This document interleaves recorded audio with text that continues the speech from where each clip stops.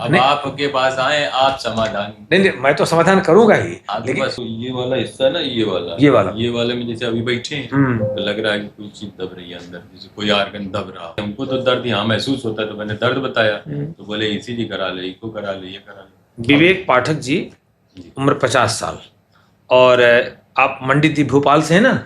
तो आपने एक शब्द कहा कि 2 साल से एम्स के चक्कर काट रहे हैं और समाधान नहीं मिल पा रहा। फायदा पूर्णतया नहीं है। फायदा पूर्णतया नहीं है। आपने देखिए अभी लिखाया जांचों में, जो केस हिस्ट्री में लिखाया आपने कि पेट में वायु बन रही है, उदरवायु, कब्ज, पेट साफ नहीं हो रहा, भूख कम लगती है, मल त्याग कभी कभी ज्यादा, कभी कभी कम, नींद की भी कमी।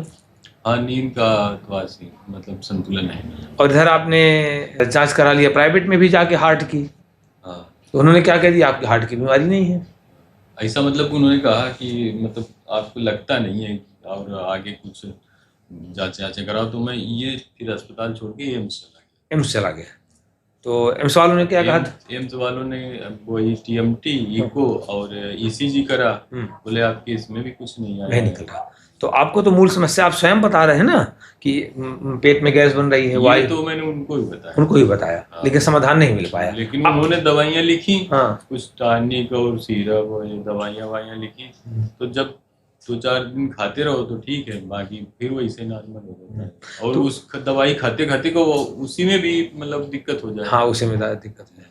मैंने आपको ये उत्तर दिया कि आपको जब पता है कि मेरी मूल समस्या ये है और वात पित्त कफ का सिद्धांत केवल आयुर्वेद में है, तो हमें आयुर्वेद में जाना चाहिए। आपने एक बात कही कि मैंने जांच कराया, हार्ट की नहीं निकली। मैंने उत्तर दिया कि हम दरवाजे से अंदर घुसे नहीं, कैमरा यहाँ लगा हुआ है, कैमरा कैसे रिकॉर्ड करेगा, कैसे स्कैन करेगा? नहीं करेगा। हम बाहर से नॉकिंग दे रहे हैं। गुरुदेव जो है इसमें न्यूरो की भी करवाई उन्होंने, नसों की भी जांचें लगी। अब आप देखिए, मैं आपको दिखाता हूँ चरक, आपको लगेगा कि क्या है ना कि जहाँ प्रॉब्लम होता है ना, जैसे मान लो हमने बताया यहाँ दर्द है, तो बोले इसका जांच करा। हाँ, इसका जांच करा ली। यहाँ प्रॉब्लम है, हमने अब भाई हमको तो दर्द यहाँ महसूस होता है, तो मैंने दर्द बताया तो बोले ईसीजी करा ले, इको करा ले, ये करा ले। अब जिसमें नहीं निकलता गया तो उसके और ऊपर वाले अब आप देखिए हमारे चरक क्या लिखते हैं, आप देखिएगा।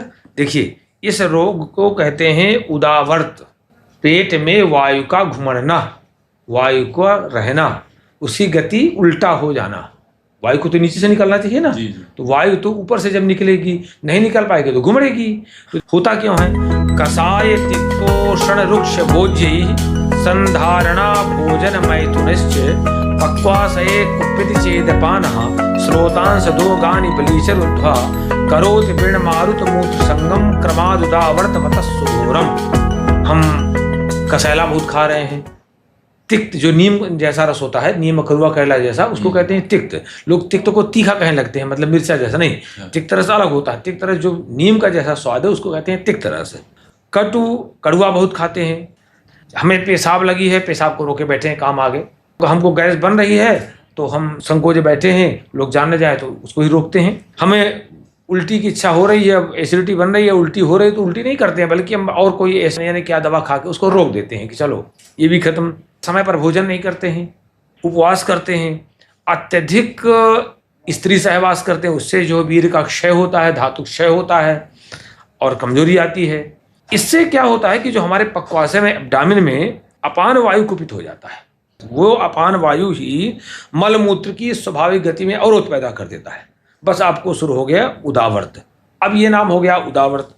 इसमें आचार्य कितना सुंदर कहता, आप देखिएगा क्या कहते हैं कि उद्भूतेन वेग विधारणेन आवृत्तस्य वायुर्वर्तनम मृत्युदावर्त निरुक्ति अन्ये तु वायु ऊर्ध्वम आवर्तो गमन मृत्युदावर्त मित्याहु तन्न अस्तु सावधेर व्यापकत्वात् क्षत्रिणो गच्छन्ति न्यायेन वा समर्थनीयम।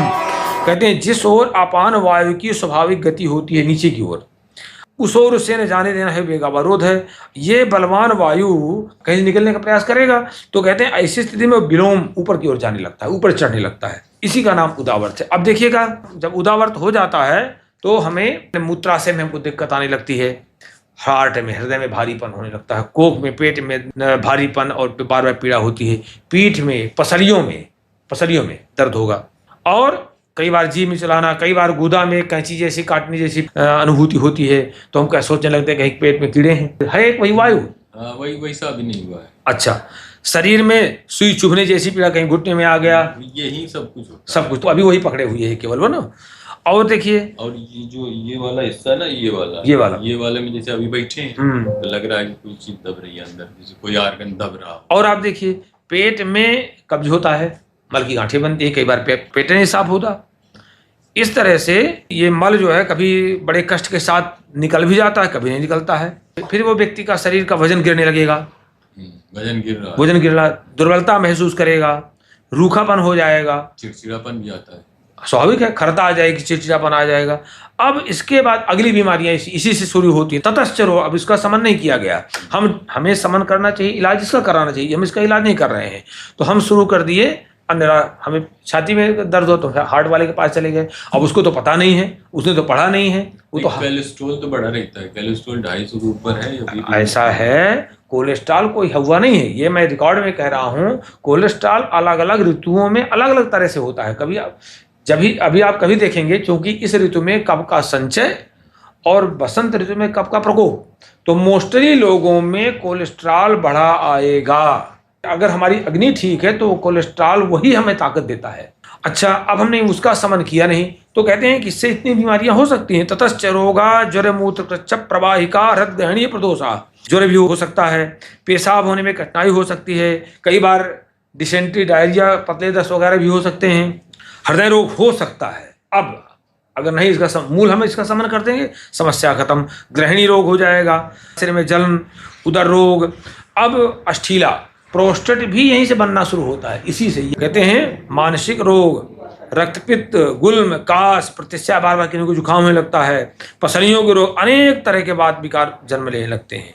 अब उसकी चिकित्सा भी उन्होंने बताई है कि ये औषधियों का प्रयोग किया जाना चाहिए, पंचकर्म के द्वारा श्यामादि गुदावर्ती नुरूहवस्ती का प्रयोग किया जाना चाहिए, और ये दवाइयाँ भी उसमें हैं। तो अगर आप इसको ठीक कर लेंगे, समस्या खत्म। आपके लक्षण मिल रहे हैं कि नहीं मिल रहे हैं? लक्षण मिल रहे हैं। अब आप समझिए, कुछ नाड़ी वाड़ी देख के कि हमको क्या दिक्कत नहीं, तो मतलब अरे तो ठीक है, वो जो मिल रहा है वो ये है, हम भटक रहे हैं। अब आपके पास आए, आप समाधान नहीं, मैं तो समाधान करूंगा ही, लेकिन मैंने आपको बताया ना कि मिल रहा है कि नहीं मिल रहा है, तो मूल रोग ये है आपका।